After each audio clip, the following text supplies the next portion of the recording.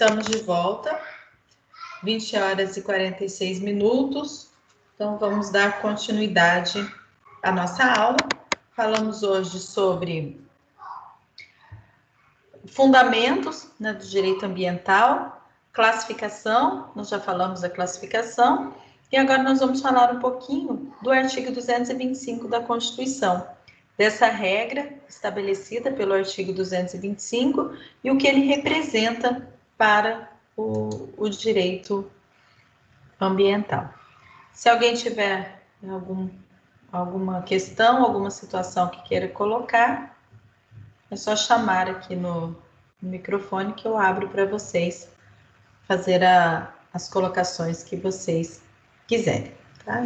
Vamos dar continuidade. Já que nós vamos falar do artigo 125 da Constituição, eu acho interessante que a gente leia, né, novamente. Nós já lemos várias vezes em nossas aulas, mas que a gente busque aqui novamente o artigo 225 e leia o texto nele estabelecido. Artigo 225 da Constituição.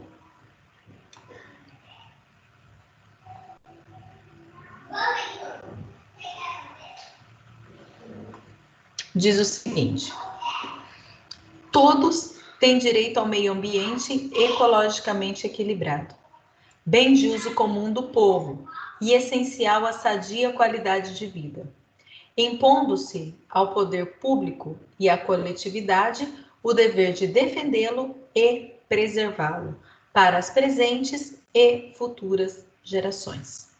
Todos têm direito ao meio ambiente ecologicamente equilibrado. Vamos por partes, né? Quando eu digo todos, quem é todos, né? Quem está englobado nesses todos? Em um primeiro momento, eu entendo como todos, né? Todas as pessoas, brasileiros e estrangeiros, toda a coletividade, né?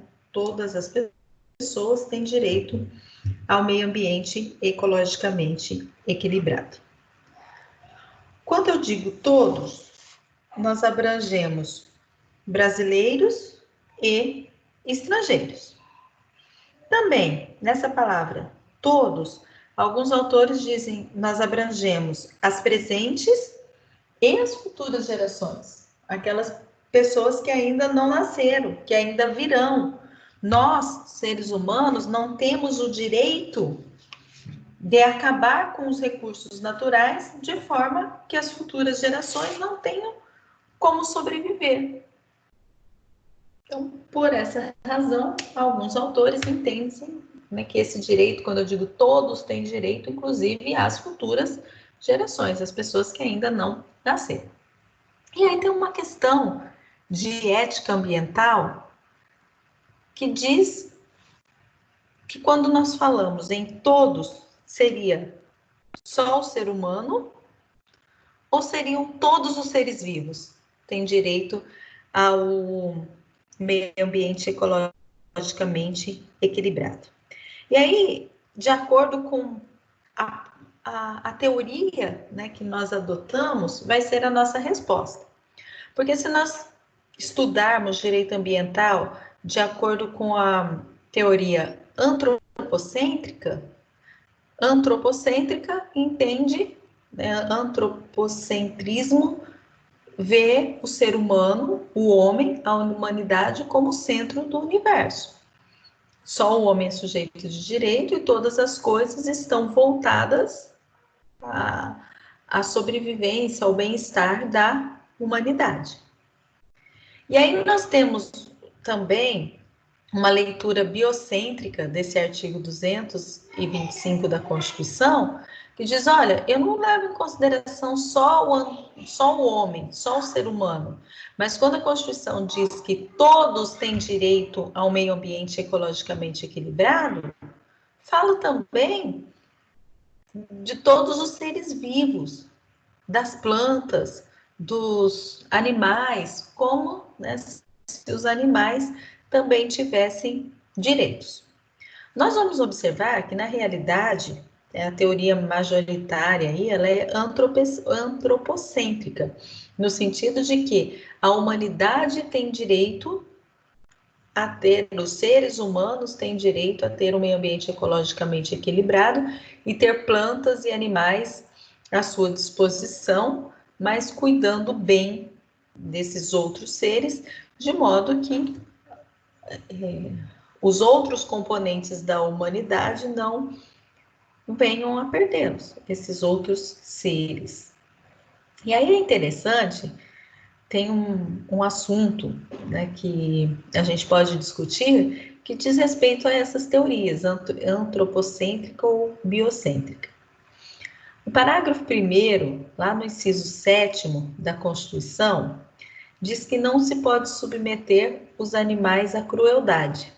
Então, é vedado, né? Se a gente olhar aqui, ó, parágrafo 1º, para assegurar a efetividade desse direito, incumbe ao poder público, aqui o inciso 7º, proteger a fauna e a flora, vedadas, na forma da lei, as práticas que coloquem em risco as suas funções ecológicas, provoquem a extinção de espécies ou submetam animais à crueldade. Agora, o que é submeter animais à crueldade? Fundamentado nesse inciso 7º do parágrafo 1º do artigo 225 da Constituição, o STF proibiu as vaquejadas, declarando inconstitucional a lei que permitia a vaquejada no Brasil. Então, interpretação do STF, uma lei que constitua, que estabeleça a prática de vaquejada, é inconstitucional porque viola o inciso 7º do parágrafo 1º do artigo 222 da Constituição, que diz que os animais não podem ser submetidos à crueldade. E a vaquejada, né, acaba na morte do animal.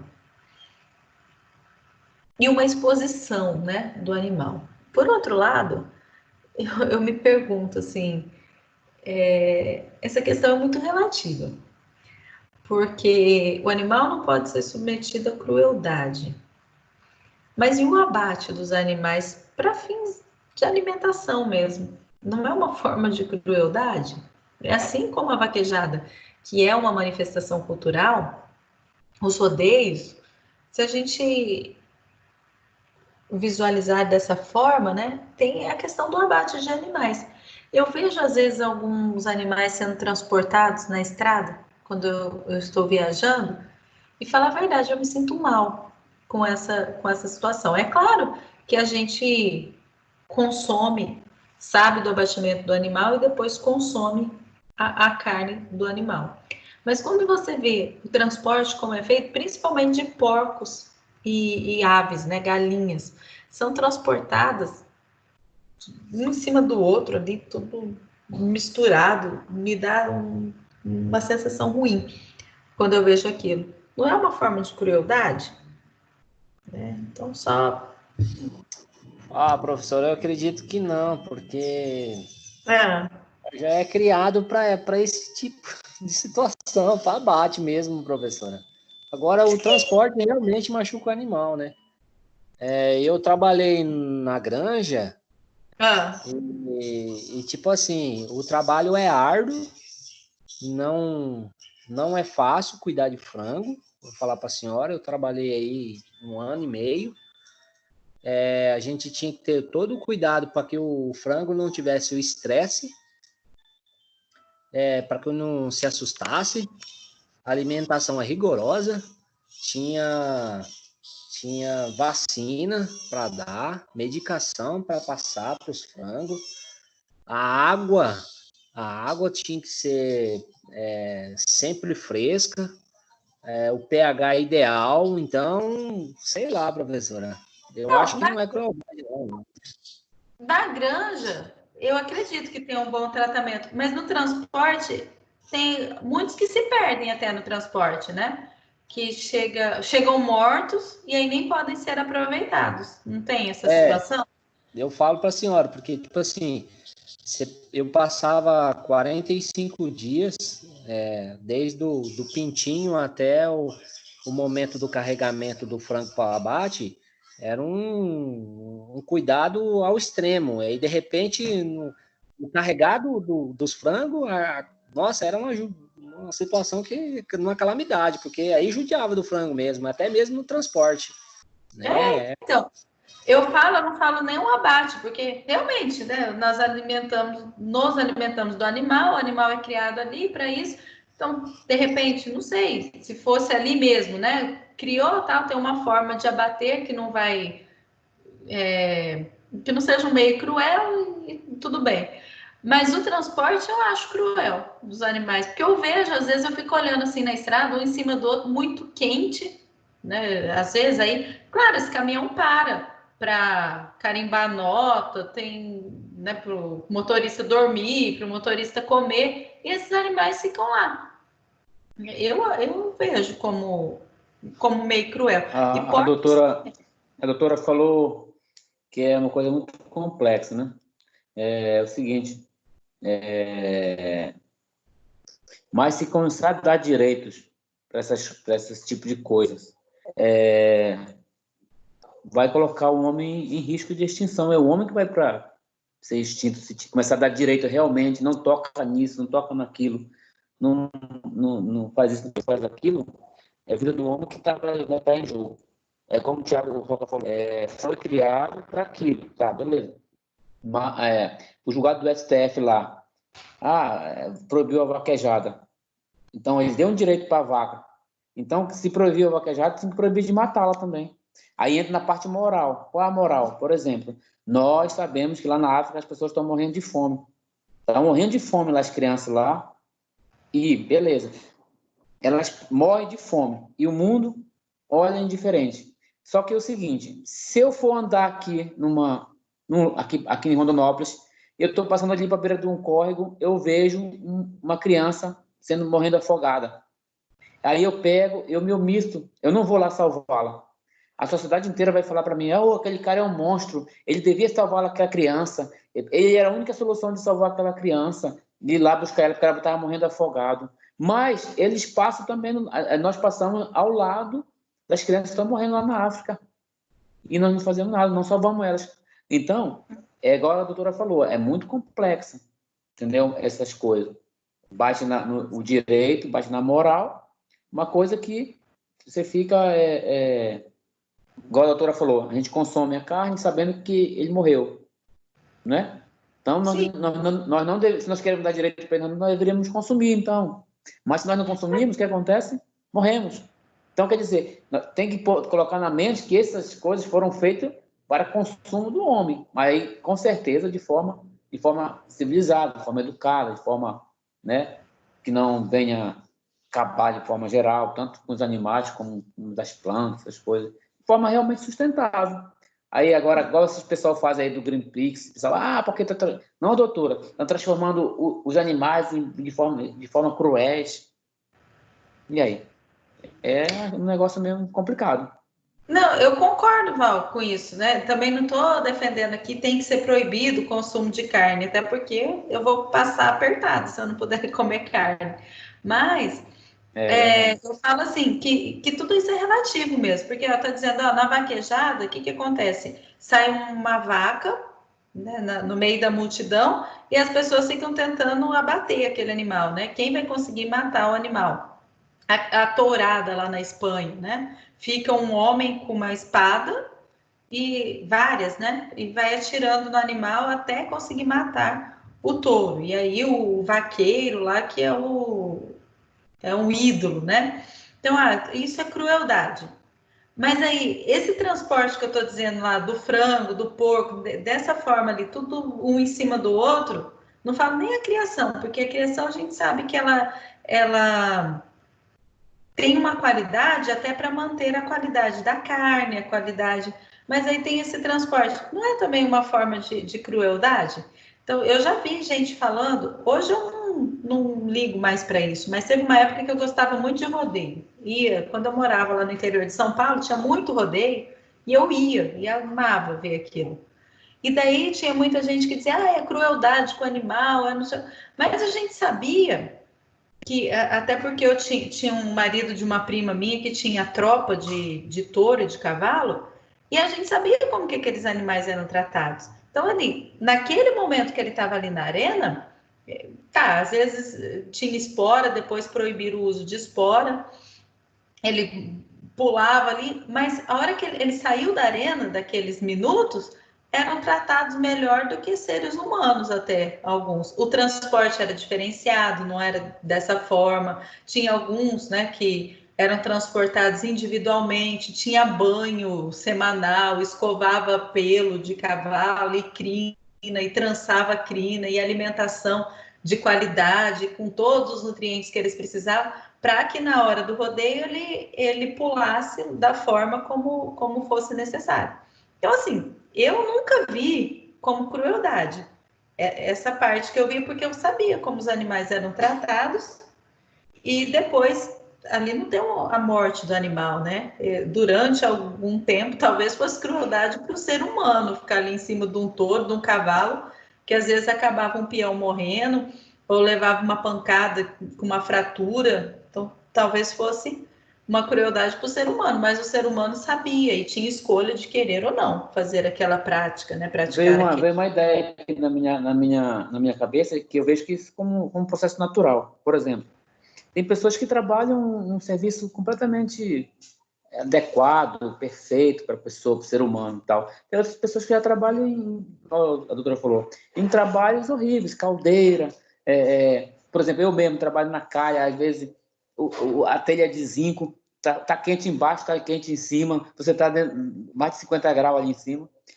Tem pessoas que de forma natural, a vida desenvolveu, as pessoas estão ali, tem outros que estão dentro do escritório, ar-condicionado, boa cadeira, colchoada e tal, legal. Outros estão na roça, ou seja, infinidade de serviços. Isso está novamente natural. Aí o que acontece? Tem pessoas que morrem no leito da sua cama, tranquilo. Tem pessoas que morrem de acidente, tem pessoas que morrem de facada, de tiro, de briga, de doenças. Eu acho que mais para o lado nós devemos levar, eu acho, né? Isso como de modo natural. Claro que a violência deve ser, como fala, realmente parar, né? Tipo, se não tem motivo de maltratar um animal, para que vai maltratar? Então, mas o resto acho que deve ser como forma natural de olhar, né? Eu vejo esse artigo é a forma de interpretação, né? Eu vejo esse parágrafo que ele deveria ser interpretado dessa forma. Por exemplo, vocês viram? Essa semana teve uma reportagem aqui em Rondonópolis, jogaram alguns animais mortos, né, num córrego. E teve todo um inquérito para descobrir quem eram cachorros, acho que 18 cachorros dentro de um saco. Então, assim, não se sabe o que aconteceu. Parece que são animais que morreram em uma clínica veterinária e daí foram destinados para uma empresa que cuida da destinação desses cadáveres lá de animais mortos, e a empresa jogou no rio ou por algum motivo foi parar ali no rio. E ali tem dois problemas, né? O descuido com os restos lá mortais dos animais e a questão da poluição mesmo, né? Do meio ambiente ali, da questão do rio. Mas tem outras situações que a gente sabe que as pessoas, eu já vi histórias como essa, né? Ah, tem infestação de gato aqui no horto, por exemplo. Ah, vai lá, pega um saco, enche de gato e joga no rio para morrer todo afogado. Então isso é crueldade, né? Isso é meio cruel. Ou então Isso deve ser evitado. vai chutar, vai matar, vai, sei lá, colocar bombinha no rabo do gato, né? Ou jogar água fervendo em animal. Outro dia me mandaram Não, isso deve ser considerado crime, né? Claro. um vídeo que eu até comecei a assistir, era que eu abri, eu vi aquilo e já tirei na hora, nem sei o que era. Eu não vi o final. Mas tinha um cachorro ali, ele estava em volta da mulher, aí de repente ela vai chamando assim o cachorro, coloca a pata dele em uma mesa, pega o facão e corta a pata do cachorro. Aí ele começa a sangrar e chorar. Aí eu tirei rápido, né? Mas assim, isso é crueldade. Imagino que esse cachorro devia ter feito alguma coisa que ela não gostou, ou não era dela, não sei. Mas ela fez isso. Então, de repente, sei lá, se ela queria matar, que usasse outro meio menos cruel, né? Que fazer isso. Então, a questão aqui é interpretar, né? O que é meio... O que é essa crueldade usada com o animal? Eu usei esse exemplo do transporte, porque eu sempre penso, inclusive, eu gosto muito de comer carne, mas eu nunca gostei de ver abater no animal. Até eu falo para minha mãe, né? Falo, se depender de mim matar um frango para eu comer, eu vou passar fome, porque eu não tenho coragem de matar um frango, matar uma galinha. É igual minha mãe fazia. Professora, só se você estiver muito com fome, só tiver mesmo ele lá, você mata. Ah, tá. É. Se não tiver outra coisa, Se né? estiver numa ilha deserta, sozinha, só tiver ele, aí você A vai senhora comer só ele. não come empanado, porque empanado é tudo o resto desses animais mortos de transporte. Eu acho que eu Doido, não esse dou conta Tiagão. de pegar, o Thiago. Eu É não como, sério, a parte não dou dos conta de pegar uma empanados, galinha. aqueles empanadinhos que tem de frango, é o Ah, resto da cabeça do frango, é o frango que Sério? não dava Cabeça? para Esse reaproveitar ele, tudo? para embalar ele inteiro, aí ele vai para esse processo, a orelha do porco, a cabeça do porco, várias Isso aí é peças bom, né? a parte interna do o fígado, a parte interna do frango também vai para esse processo. As patas que não Empanado, né? são para exportar para a China também vai virar essa empanada de frango. Então, sai fora de aqueles empanada. nuggets, É. Eita, os mano. nuggets que são os empanados, né? Os nuggets é empanado, velho. É, bom, mas eu acho gostoso. É bom, tá vendo? É bom.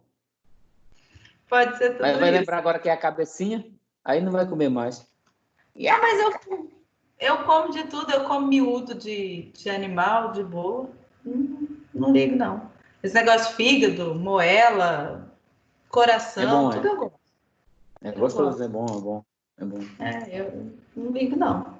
Buchada, essas Cabeça de coisas. porco, orelha de porco, focinho de porco, toda a doutora come. Como, pé de porco, O focinhozinho língua, assim, dentro do tudo feijão. É bom, é, tá certo. é bom. Bom, É. gente, mas essa questão ela é bem relativa. Então, eu disse para vocês agora que o STF julgou, né, tem um entendimento de que é inconstitucional a vaquejada, o rodeio, porque é meio cruel com o animal. Só que daí, depois dessa decisão do STF, veio uma lei, foi publicada a Lei 13.364 de 2016, que elevou a vaquejada e os rodeios como patrimônio nacional imaterial. E aí fica, né, uma contradição. O que vale? O STF dizendo que vaquejada e rodeio é meio cruel com o animal, por isso não pode ser realizado. Né? O STF julgou que é inconstitucional a lei que criou a vaquejada no Ceará, acho que é no Ceará. A lei era do Ceará. Então tinha lá a vaquejada, o STF disse que é inconstitucional. Aí vem uma lei nacional, a lei 13.364, dizendo que rodeio e vaquejada fazem parte do patrimônio cultural brasileiro. Então, aí está contraditório. O que vale, a lei ou a posição do STF? Eu entendo que é a lei. Por mais que o STF julgou aquele caso, né, nessas situações, mas quando eu tenho uma lei dizendo, né, que é patrimônio cultural, como que uma festa que faz parte do patrimônio cultural brasileiro é inconstitucional? Há uma incongruência aí. Mas aí o que acontece depois, né, dessa lei 13.364? Foi acrescentado na Constituição, pela emenda 96, o parágrafo 7º no artigo 225, que diz assim: práticas esportivas que utilizem animais são permitidas se forem registradas como patrimônio nacional e não impõe sofrimento ao animal. Então, é assim, se for patrimônio nacional, como a vaquejada e o rodeio, não é considerado prática cruel. Vamos olhar aqui a redação, né, do artigo. Aqui, ó. Para fins do disposto na parte final do inciso 7º, eu estou lendo o parágrafo 7º do artigo 225 da Constituição. Então, ele diz assim: para fins do disposto na parte final do inciso 7º do parágrafo 1º desse artigo, que fala da crueldade com animais, não se consideram cruéis as práticas desportivas que utilizem animais, desde que sejam manifestações culturais, conforme o parágrafo 1º do artigo 215 desta Constituição, registradas como bem de natureza imaterial, integrante do patrimônio cultural brasileiro, devendo ser regulamentadas por lei específica que assegure o bem-estar dos animais envolvidos. Eu entendo que aqui, o rodeio, por exemplo, não existe mais a possibilidade de dizer que é inconstitucional, desde que seja assegurado o bem-estar dos animais. Então, esses animais que participem têm que ter um bom tratamento, né? Entra aí, eu entendo que entra aí a criação de animal para o abate. Então, o animal ele é bem tratado e depois, né? Não, aqui não entra, não, aqui é outra coisa, né? Mas também é permitido, aqui não é manifestação cultural. Mas não quer, mas faz parte da nossa cultura também, porque nós comemos determinados tipos de animais e achamos que é natural, que é normal. É normal eu falar aqui para vocês que eu como carne bovina, que eu como carne suína, que eu como carne de frango. Tem algumas religiões que não permitem, né, consumir a carne suína. Mas na nossa realidade brasileira, a maioria das pessoas consome esses tipos de carne. Mas se eu falar para vocês que eu como cachorro ou gato, vai criar uma estranheza. Tem alguns países que se come carne desses animais de forma natural. Na Índia, não come carne de vaca, porque é considerado um animal sagrado, um animal santo, não posso consumir esse tipo de carne. Na China, eles comem insetos, né? Comem vários tipos de insetos e para eles é normal consumir os insetos. Então faz parte da nossa cultura também a questão da nossa alimentação. E aí a gente acha natural, um acha natural comer inseto, outro acha natural comer a carne do animal, e o que nós não somos acostumados, né, desde sempre, não vemos na nossa sociedade, nós achamos absurdo. Mas as outras coisas que nós vemos constantemente acaba sendo natural para nós. Então, nós nos alimentamos de um tipo, né, de animais e outros países com outros. Voltando aqui para a Constituição, parágrafo 7º fala, então, que se for questão de patrimônio cultural nacional, não é considerado meio cruel. Aí eu acho que tem que ser usado o bom senso, né? O que é crueldade, o que não é crueldade.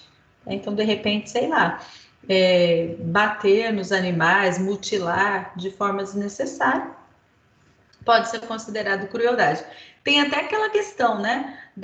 Faz cirurgia na orelha para a orelha ficar mais levantada, corta o rabo. Então, hoje, isso é feito em clínica veterinária, com anestesia, com o meio, né? Então, o pitbull ele tem que ter a orelha levantada, senão não passa a imagem, né, do cão bravo. Tem que cortar o rabo. Mas há alguns anos fazia-se isso a sangue frio, né? Cortar uma orelha, cortar Pode mais não, professora. Hã? Não pode mais não, nem nas clínicas. Nem nas clínicas? Não. Eu nem sabia que era proibido isso. A questão da mutilação do animal. Porque é só questão estética, né?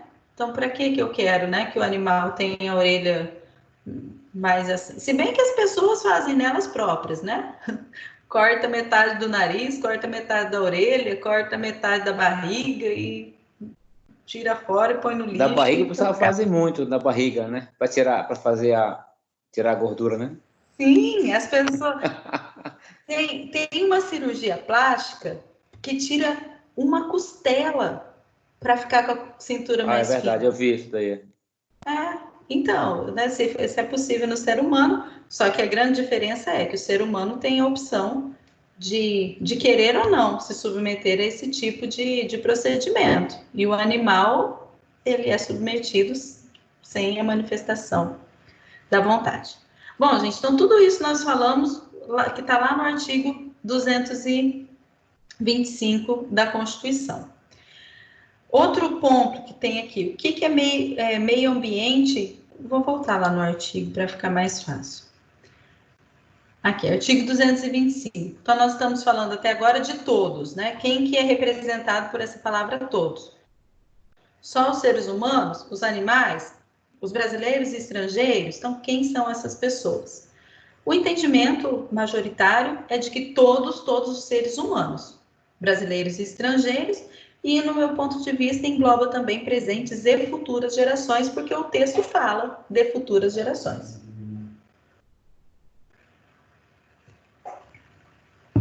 O segundo ponto, todos têm direito ao meio ambiente ecologicamente equilibrado. Meio ambiente ecologicamente equilibrado é um direito fundamental. Então, quais são os nossos direitos fundamentais? Os direitos de primeira geração, que dizem respeito às liberdades, as liberdades individuais. Direito de crença, direito à imprensa, direito de ir e vir, direito à vida, direito à igualdade, diz respeito às liberdades. Então, são aqueles direitos previstos no artigo 5º da Constituição. Direito à livre manifestação do pensamento. Os de segunda geração são aqueles direitos fundamentais relacionados ao social, direito do trabalho, previstos lá no artigo 7º da Constituição, direito a um salário digno, direito à moradia, direito ao lazer, os direitos sociais, né, direito de férias, são direitos considerados de segunda geração. E os de terceira geração, que inclui o meio ambiente, são aqueles direitos difusos, né, que não são de uma pessoa especificamente, mas são coletivos, são da humanidade, dizem respeito a todas as pessoas, né, ao mundo, sem distinguir as pessoas por nacionalidade ou por gênero. Todo mundo tem direito igual. Então, quando eu falo em meio ambiente ecologicamente equilibrado, é um meio ambiente não poluído, um meio ambiente limpo, um meio ambiente salubre, que traga para as pessoas noção de saúde, de bem-estar em estar vivendo nesse ambiente. Esse meio ambiente ecologicamente equilibrado é bem de uso comum do povo. Então, direito de terceira geração, bem de uso comum do povo. O Estado não é dono do meio ambiente, é apenas o gestor, o protetor, mas não pode ser visto como o dono. Então, o Estado não é considerado dono. Quando eu falo... Está no banheiro, Ida. Vai ali no banheiro. Então, o Estado não é dono, ele é apenas gestor, porque o meio ambiente é bem de uso comum do povo. Meio ambiente em si, né, a palavra, o significado de meio ambiente, é um bem incorpóreo. O José Afonso da Silva, ele fala que eu posso ver o meio ambiente como macrobens ou como microbens. Então, ele fala assim, o meio ambiente como macrobens seria a alma do meio ambiente. O meio ambiente incorpóreo, quando eu digo assim, todos têm direito ao meio ambiente ecologicamente equilibrado. É esse sentimento de estar vivendo em um local bom, sadio. E os microbens relacionados ao meio ambiente é a parte física do meio ambiente. As florestas, um animal, um rio, fazem parte da parte física, da parte que eu posso tocar. Então, isso é apropriável pelo ser humano, pelo Estado, né? Não ser dono do rio, mas eu posso ser dono da propriedade na qual passa o rio, ou ser dono da propriedade na qual está a floresta, ou ser dono da propriedade na qual tem lá um ar atmosférico. Então, esses são os microbens, dos quais eu posso me apropriar. Os macrobens, que é esse sentido do meio ambiente como um todo, né, no sentido geral, não há possibilidade de apropriação, né? São bens inapropriáveis. E eu não confundo também esse macrobem com, eu digo que é bem de uso comum do povo, mas é diferente daquela definição de bem público que nós estudamos lá no direito civil, né? Bem público e bem privado, bem particular, ou que nós estudamos no direito administrativo, né? Os bens públicos são divididos em dominicais específicos, eu até esqueci essa divisão. Mas os bens públicos são considerados, né, que pertencem à pessoa jurídica de direito público do Estado. E são apropriáveis, né? E podem, inclusive, ser como fala? Fugiu a palavra agora. Mas deixar de serem públicos e vendidos para desafetados, era a palavra que eu queria dizer. Desafetados. Eu queria lembrar desafetados e na minha cabeça vinha descontaminado. Não é descontaminado, desafetado, né? O bem público, quando eu tenho, por exemplo, um prédio que pertence à prefeitura. A prefeitura que deseja vender aquele prédio. O procedimento correto é o leilão, né, para fazer venda de bens públicos. Mas antes de realizar o leilão desse bem, o município precisa fazer a desafetação. Então, fazer com que ele deixe de ser um bem público para que ele possa ser vendido, possa ser colocado à venda. E quando o município incorpora um prédio, compra um bem, ocorre a afetação desse bem, passando a ser parte do patrimônio público. Nós dizemos que ele está afetado, né? Um bem afetado.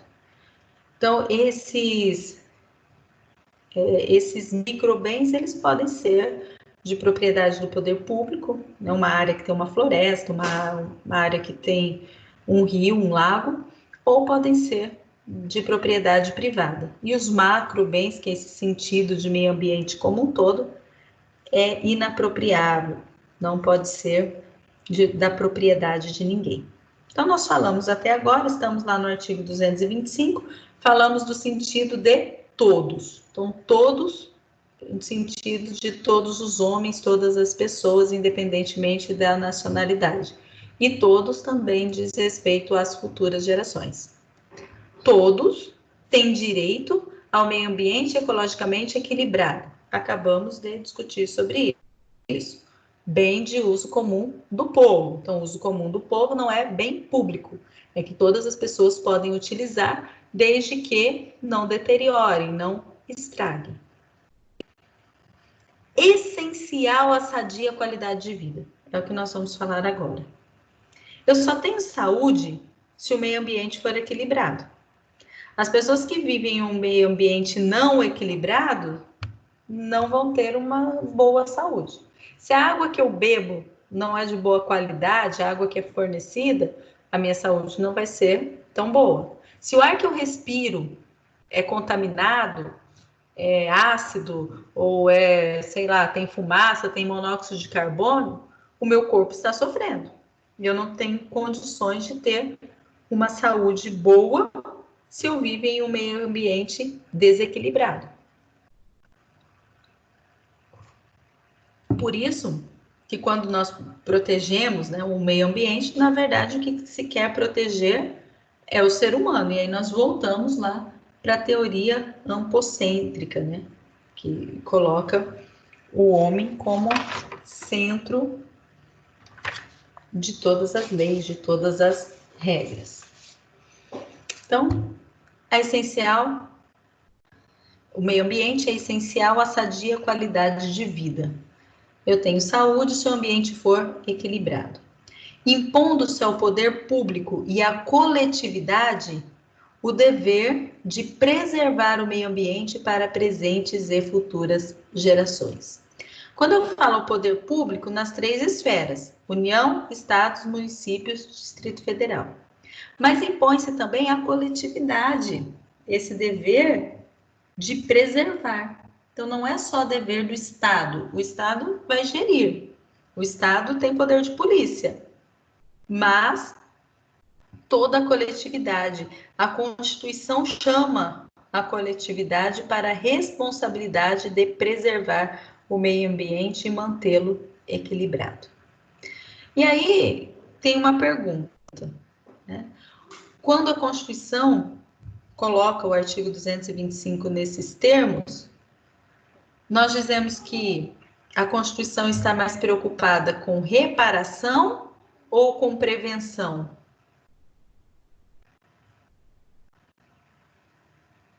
Se alguém quiser responder.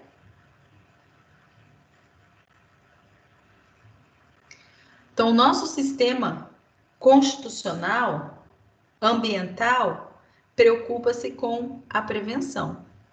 Observa-se que, claro, existem os mecanismos também de reparação, depois que o dano foi causado.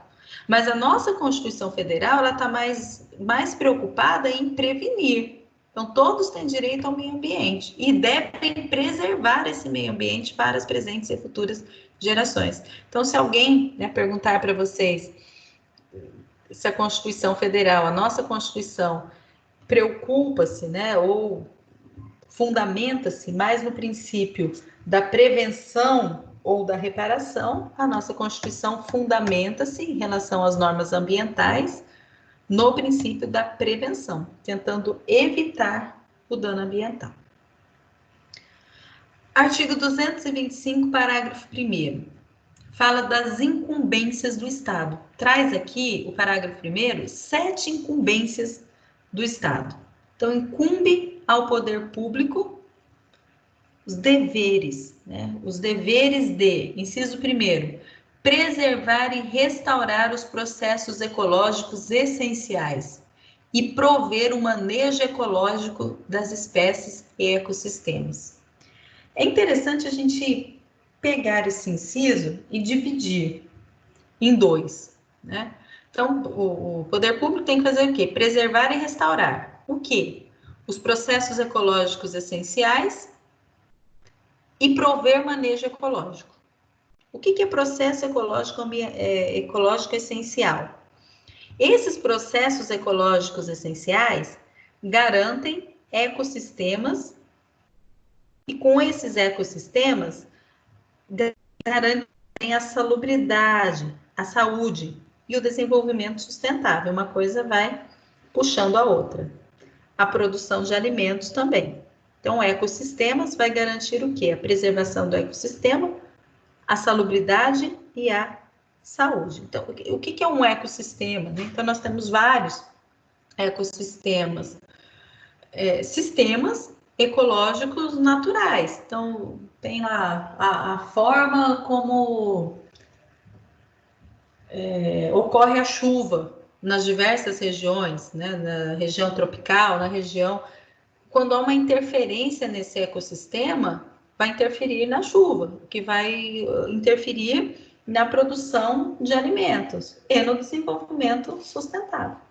Então, o ecossistema tem que estar equilibrado para que tudo ocorra da forma como deve ocorrer, para que as pessoas vivam em ambientes salubres e possam se desenvolver de forma sustentável, produzindo alimentos, tendo minério para retirar do subsolo, tendo a possibilidade de retirar petróleo da natureza. Para que isso aconteça, os ecossistemas devem ser preservados. Água, né? Para que tenhamos água para beber. E quando eu falo em manejo, né? Manejo ecológico das espécies e ecossistemas. Manejo é intervenção humana. Manejar é movimentar, levar de um lugar para o outro, interferir. Em algumas situações, o poder público tem que interferir na natureza para a preservação de espécies e de ecossistemas. Por exemplo, tem uma determinada espécie que está ameaçada de extinção. É necessário estudar essa espécie, é necessário talvez até colocá-la em um parque separado, reservado, para que ela seja preservada, protegida. Às vezes, né, a interferência na reprodução das espécies, para que seja aumentada, para que não ocorra a extinção. A nossa Constituição diz que nós, seres humanos, por meio da determinação do Estado, devemos fazer manejos ecológicos das espécies e dos ecossistemas.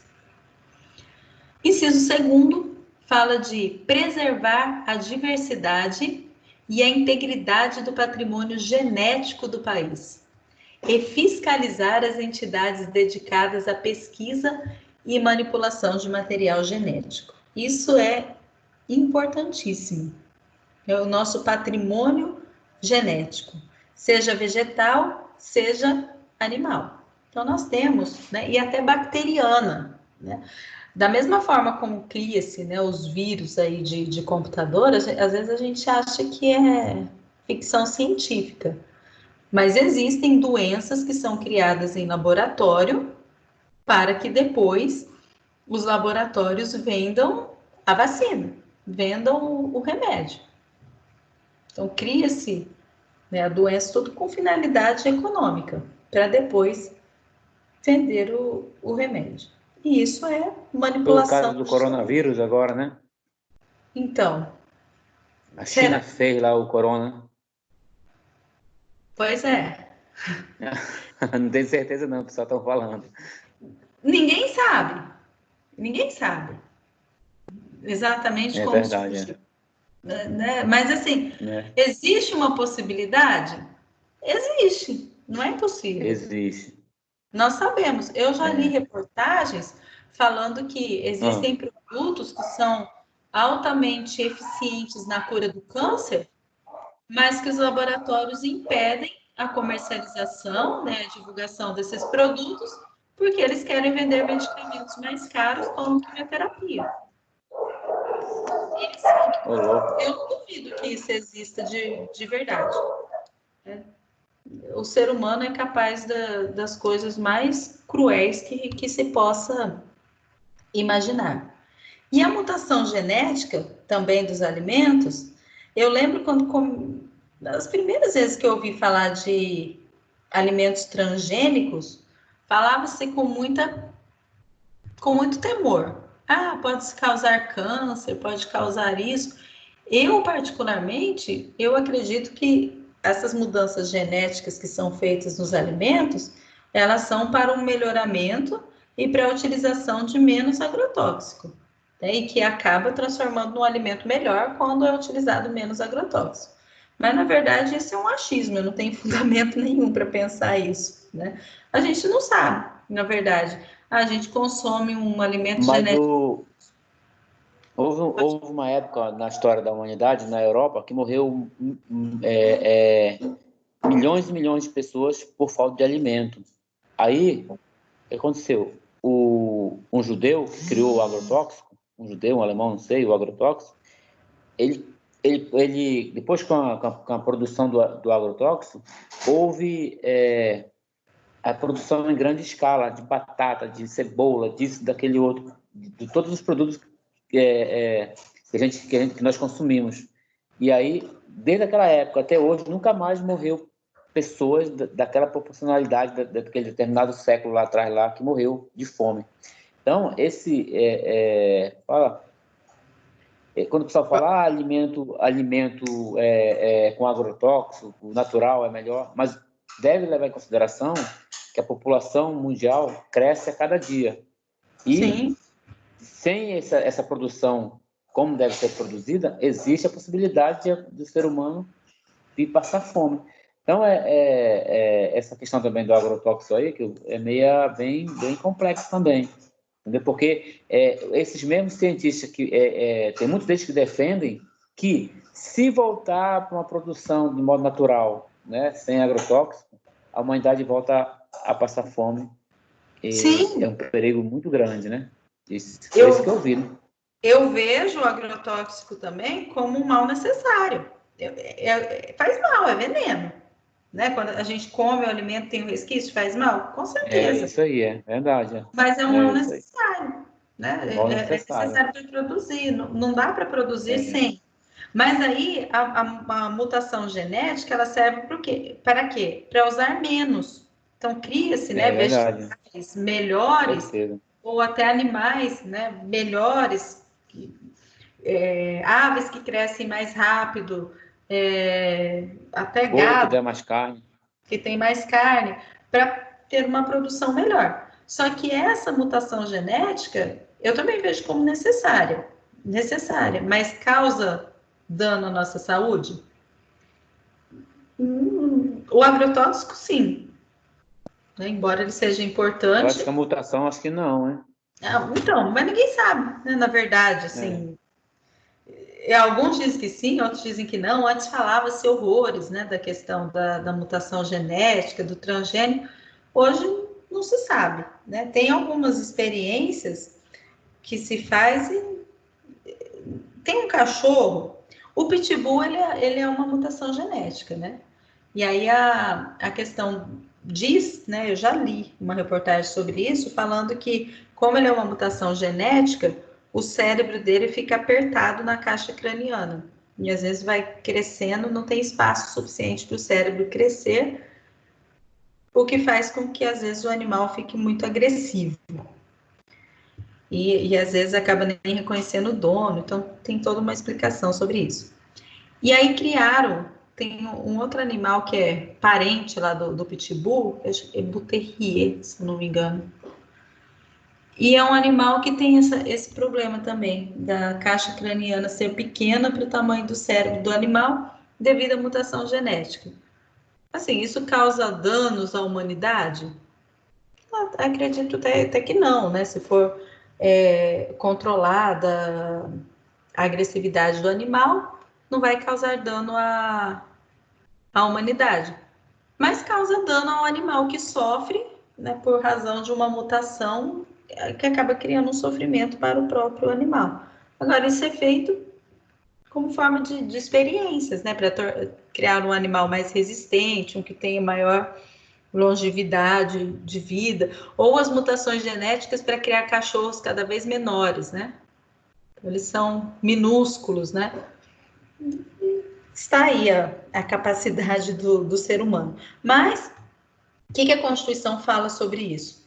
Que o Estado deve interferir na questão do patrimônio genético, preservar, cuidar, fiscalizar. Então, olha lá o texto, como que está o texto da Constituição. Para assegurar a efetividade do direito ao meio ambiente, incumbe ao poder público preservar a diversidade e a integridade do patrimônio genético, fiscalizar as entidades dedicadas à pesquisa e manipulação de material genético. Então, pode existir pesquisa? Deve, mas tem que ser fiscalizada pelo Estado, não pode ser livre. Né? E aí nós temos duas leis, tem a Lei 13.123, que fala de biodiversidade, e tem a Lei 11.105, de 2005, que fala de biossegurança, que é a questão do estudo de células-troncos, questão de criação de embriões em laboratório, questão do material genético humano aí também, não só do animal, do vegetal, mas do material genético humano, como deve ser tratado, e as regras de segurança em relação a isso, né? Porque existe, não fizeram, né, clone de animais, né? Lembra lá da ovelha Dolly, que ficou famosa aí no mundo inteiro, porque é um clone. Pode ser feito clone de seres humanos? Dizem que nunca foi feito, nunca foi divulgado, né? Já foi feito de animais, de vários animais. Será que nunca tentaram fazer de seres humanos? É vedado, é proibido, mas... Ah, já tentaram sim, já, certeza que já tentaram. Então, eu Absoluto. tenho minhas Homem dúvidas, terrível. Já foi na Lua, por que não vai querer fazer outro homem aqui? né? Fazer um clone. Facinho. Oh, certeza. Por outro lado, essa questão da clonagem é interessante porque poderia ser feito, né? Fala-se nessa Fazer um possibilidade clone de para clonar. trabalhar no meu lugar, eu ficar aqui, ele trabalhar, eu fico. Era bom. Como? Ah, tá. Fazer um clone para ele trabalhar no meu lugar e eu fico. Entendi. Um clone meu, entendeu? Um clone meu. Aí ele Ele vai lá, vai lá pro sol, recebe o eu fico pagamento aqui. e não passa para você. Não, ele vai lá pro sol e eu fico aqui, ó, entendeu? Mas como é clone meu, como é propriedade minha, eu posso fazer o que eu quiser com ele, não é? Não, porque daí, se é um clone seu, ele vai ser igual a você, vai ter vontade própria. Garota. Então Ia é ser outra complicado. pessoa. Mas por que, Complicada. que se fala de clonagem? Porque tem a questão da clonagem de órgãos humanos, né? Então, clonar um rim, clonar um pulmão, para que a pessoa possa utilizar. Diz que isso é possível, mas ainda não é efetivamente utilizado, né? Então, a questão do material genético deve ser protegido pelo Estado. Inciso terceiro. Isso aqui nós já falamos bastante dele, mas vamos lá. Definir em todas as unidades da federação espaços territoriais. Ah, não, é o parágrafo terceiro que a gente falou bastante.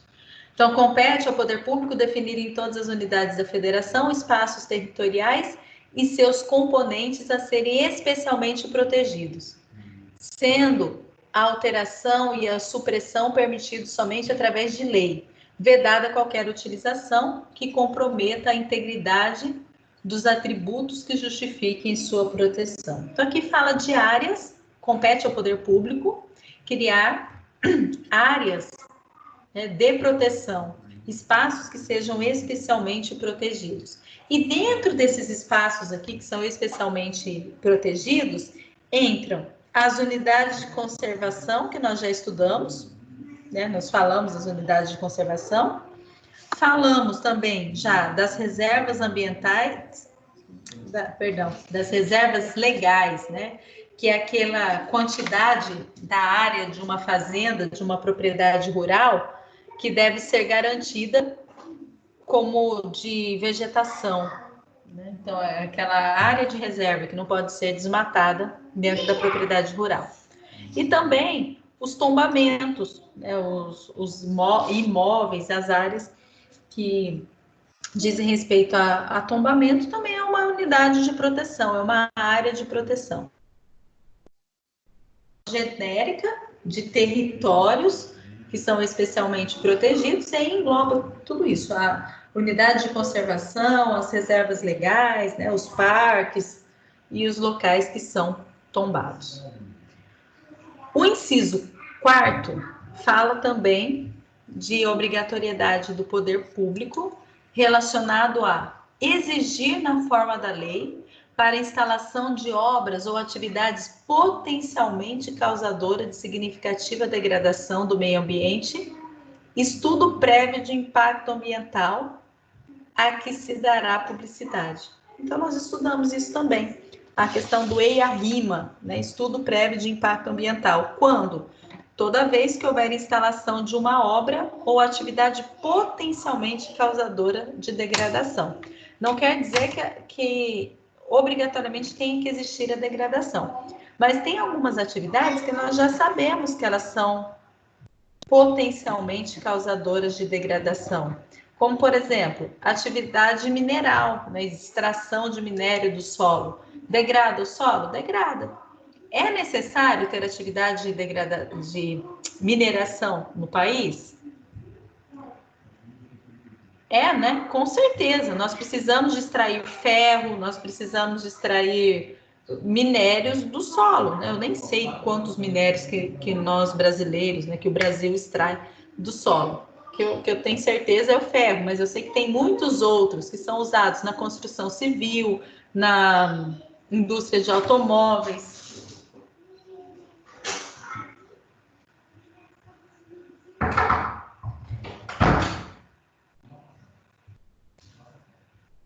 Chama a atenção do pessoal falando muito alto.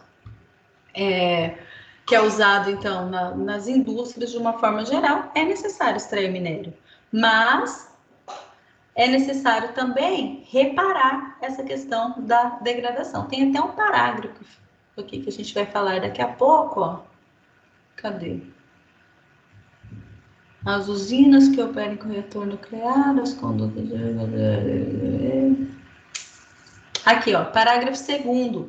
Fala assim, aquele que explorar recursos minerais fica obrigado a recuperar o meio ambiente degradado, porque já sabe que a mineração vai degradar, embora ela seja necessária, seja importante também para a evolução. Igual a questão da carne, né? Vai matar o animal? Vai, mas precisa da carne? Precisa da alimentação. O inciso 5º fala de princípio de controle. Então, cabe ao poder público controlar a produção, a comercialização e o emprego de técnicas, métodos e substâncias que comportem risco para a vida, a qualidade de vida ou ao meio ambiente. Então, o princípio do controle diz respeito às atividades que possam causar dano ao meio ambiente ou à saúde pública. A questão da fabricação de agrotóxicos. É necessário? É, mas tem que ser regulamentado. Tem que ser controlado. Tem que ser fiscalizado. Não pode ser... porque, de repente, tem um tipo de agrotóxico que vai causar muito mais malefícios à saúde humana. Ou a contaminação da água. Questão de energia nuclear. É necessário usar? Se for necessário, isso deve ser regulamentado, deve ser fiscalizado. Então, são questões que podem colocar em risco o meio ambiente, mas também o próprio ser humano. O inciso 6º, ele fala de educação ambiental, em todos os níveis. Então, olha lá, é dever do poder público promover a educação ambiental em todos os níveis de ensino e a conscientização pública para a preservação do meio ambiente. Isso eu acho bem interessante, falar de meio ambiente desde sempre na escola, né? A gente crescer ouvindo falar da necessidade de preservar, de cuidar. Às vezes é necessário extrair alguns recursos naturais? Sim, mas de forma controlada, de forma a não exaurir os recursos.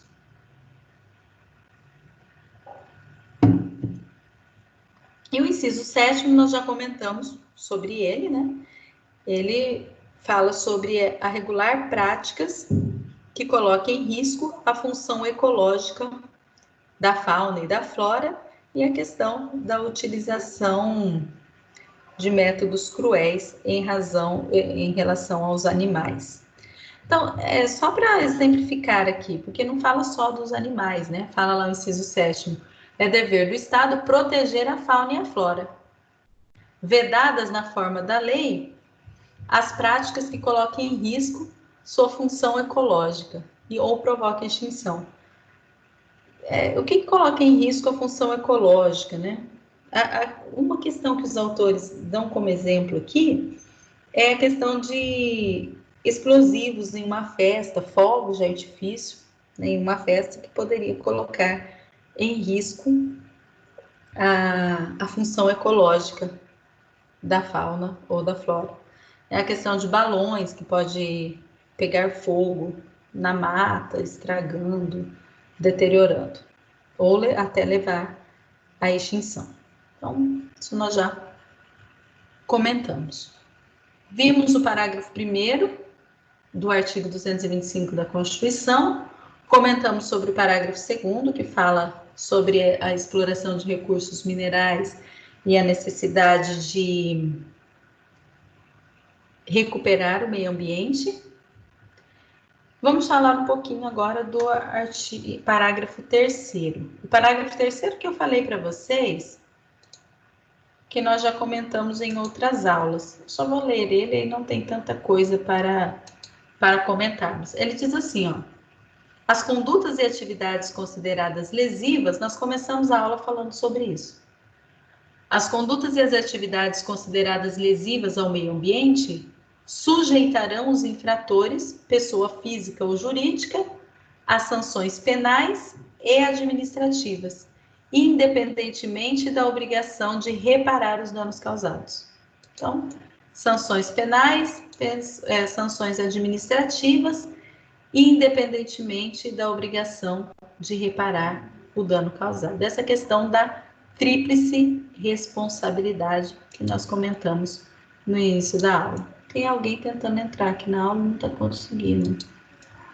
Marcos Vinícius. Aparece falha ao admitir na aula e cai. Deve ser a conexão dele que tá... ele saiu agora. Bom, depois eu tento de novo. Mas eu tentei várias vezes admitir e não consegui. Tá. Estamos terminando já, pessoal. Só mais algumas observações rápidas aqui. Parágrafo 4º do artigo 225. Diz assim, esse parágrafo... Oi? Esse parágrafo 4º, ele estabelece as macro-regiões consideradas patrimônio nacional. Então, quais são elas, né? A floresta amazônica brasileira, a Mata Atlântica, são 5, né? 5 macro-regiões. Floresta amazônica brasileira, a Mata Atlântica, a Serra do Mar, o Pantanal mato-grossense e a zona costeira. São patrimônio nacional e sua utilização far-se-á na forma da lei, dentro de condições que assegurem a preservação do meio ambiente, inclusive quanto ao uso dos recursos naturais. Então, essas regiões, né, elas têm leis próprias que estabelecem. A região de Mata Atlântica, por exemplo, tem uma lei própria que diz o que pode, o que não pode, a árvore que pode ser podada, o que pode ser cortado nessa região, das autorizações, né, que são necessárias. Parágrafo 5º do artigo 225 da Constituição fala sobre terras devolutas.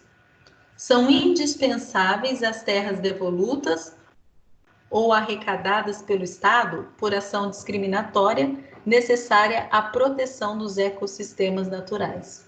Então, as terras devolutas são indispensáveis para a proteção dos ecossistemas naturais. Uma informação, né, passada aqui pela Constituição.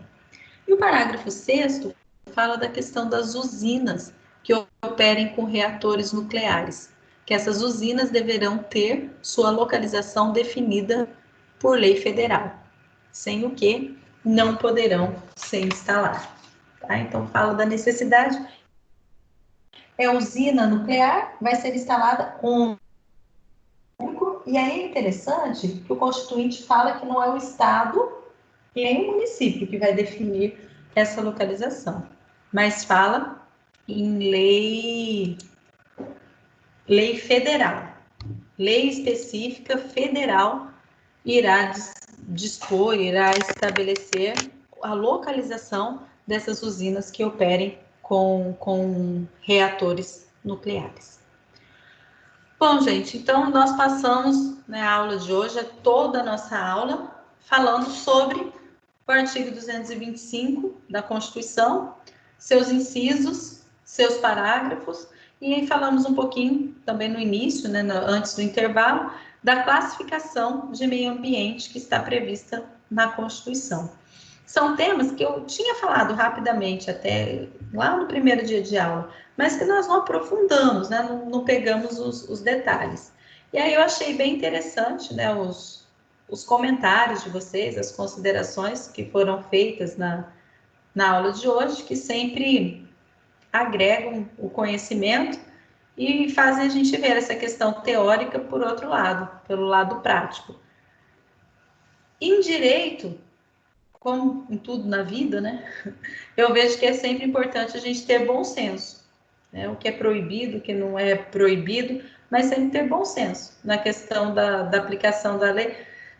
Tudo que é radical acaba sendo prejudicial. Então, aquela questão do não pode sempre, a qualquer custo, acaba sendo prejudicial. Então, nós temos que contar sempre com a razoabilidade, né? Sermos ponderados na aplicação da lei, né, para que ela tenha uma melhor efetividade. Bom, espero que tenham gostado da aula de hoje. Eu gostei bastante de estar aqui com vocês, de conversar com vocês, né, de debater. Como eu já disse para vocês em outras aulas, faz falta para mim essa interação, esse debate. Eu estou procurando a minha caneta aqui para anotar os nomes de vocês. Deixa eu ver se está aqui atrás. Acho que pegaram a minha caneta aqui. Mas vamos lá. Deve ter uma aqui em cima.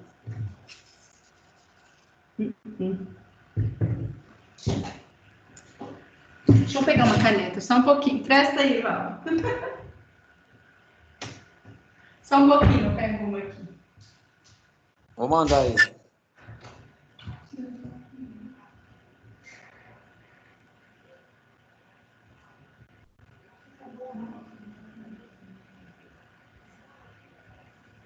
E aí, Thiago Roca? Você tá bem, patrão? Tamo aí, Fala, doutor Val. Thiago, tá dormindo, Você vai doutor, né? conseguir Ele tá identificar os alimentos cochilado, transgênicos? Os né? alimentos transgênicos, Vamos verificar aí.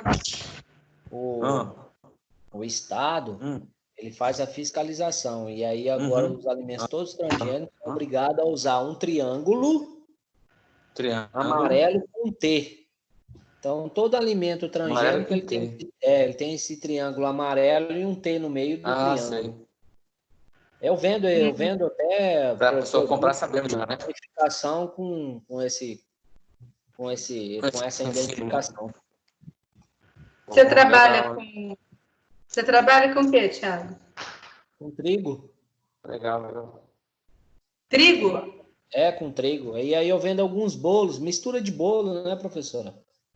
Mistura de bolo já meio que preparada ali, aí nos pacotes vem lá, produto transgênico. Já vem identificado. Farinha de trigo você vende também, não? Amarelo. Farinha de trigo também ou não? Só as misturas? Farinha de trigo. Meu forte é a farinha de trigo. Que marca que é? Eu tenho o melhor trigo da cidade, professora.